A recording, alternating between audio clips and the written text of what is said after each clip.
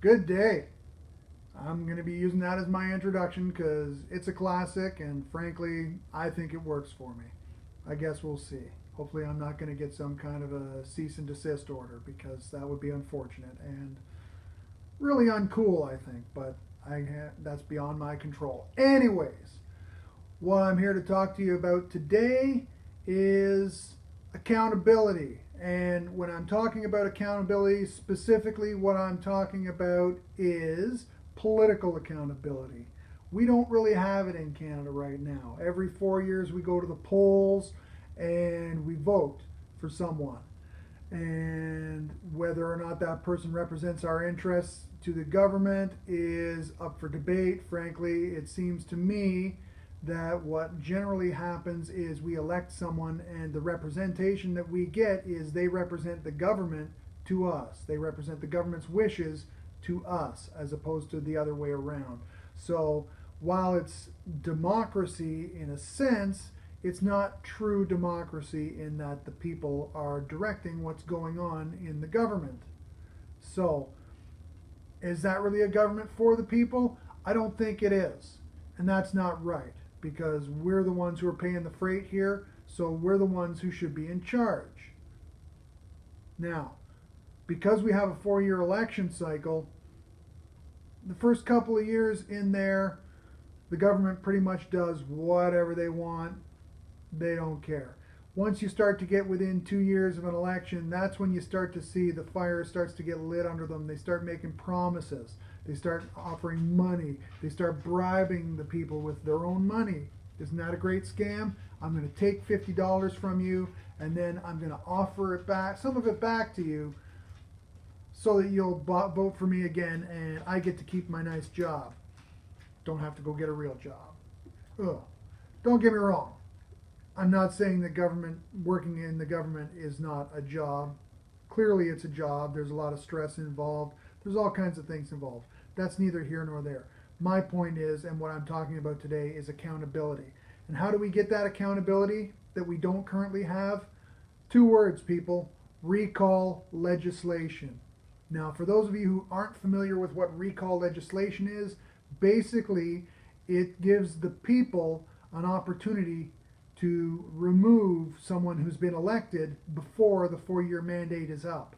So normally what happens is after a prescribed waiting period, say a year to 18 months, if a riding is not happy with the performance of their elected representative, if they don't feel that they've been represented in the way that they want to, assuming a majority of the electors in that riding sign a petition, then that elected official can be removed and they have another election to send someone else to the government to represent them.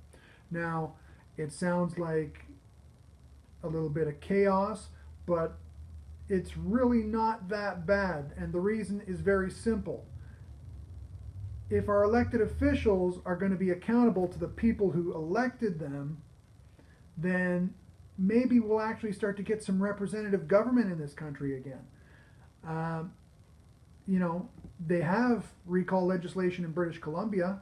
It doesn't seem like that province is falling apart completely. So it's not Armageddon as far as the political system goes to have recall legislation. I think it's a good thing. You and we're accountable to our employer. If I go to work and I destroy the building, I'm pretty sure tomorrow I'm not going to have a job. I'm going to lose my job if I don't do a good enough job. If I'm not performing to my employer's standards, I will lose my job. And it won't take 4 years for me to lose my job. It can happen lickety split, just like that. So there's no excuse for us not to have recall legislation because politicians should be subject to the same requirement for job performance that the rest of us are. Why do they get a 4 year grace period? Okay? If they're being sent to do a job and they're not doing it the way the people sent them want them to, we should be able to replace those people. We need that accountability. Maybe if we had that kind of accountability, things would be different. Decisions would be made more with our best interest in mind as opposed to theirs. And that's really why we don't have recall legislation, is because the political class doesn't want that accountability. They want to be able to run the game how they see fit. But that's not the way it should be. So what I'd like to see is I'd like to see more talk about recall legislation. I'm talking to you specifically, Premier Ford. And the reason I'm doing that is you're talking about being for the people. And I certainly hope that you are. I know your brother and you had a reputation for answering phone calls and for really working for the people who elected you. And that's great. I'm hopeful that you're going to carry that family legacy into the province of Ontario and that things are going to get turned around and things are going to get better. I'm really hopeful for that. But what I'd like to see is you also instill some accountability in our provincial government. Let's start with the province first, because Canada needs a strong Ontario. So give us that recall legislation so we don't end up with another liberal dynasty for 15 years where we can't do anything, where we can't stop these people from lying to us and stealing from us. And we're powerless to stop them because every 4 years they trot out the unions and we can't win at the ballot box. So I'm sorry, that's just not conducive to good government. It's really organized crime, and that needs to stop because government should be representing the people. So please, Mr. Ford, give Ontario recall legislation. We need it. Because we, as the people, are not happy with the direction our province was going, and we couldn't change it. That needs to change, and you can be part of that change. You can start giving the government back to the people, because when the people are in charge of the government, at least it's going to be doing what we want it to do, not telling us what we should want the government to do and doing it for us. It doesn't work that way. And once we've got Ontario on board with recall legislation, let's move on to the federal government. I know that's not very likely with a liberal government in charge nationally.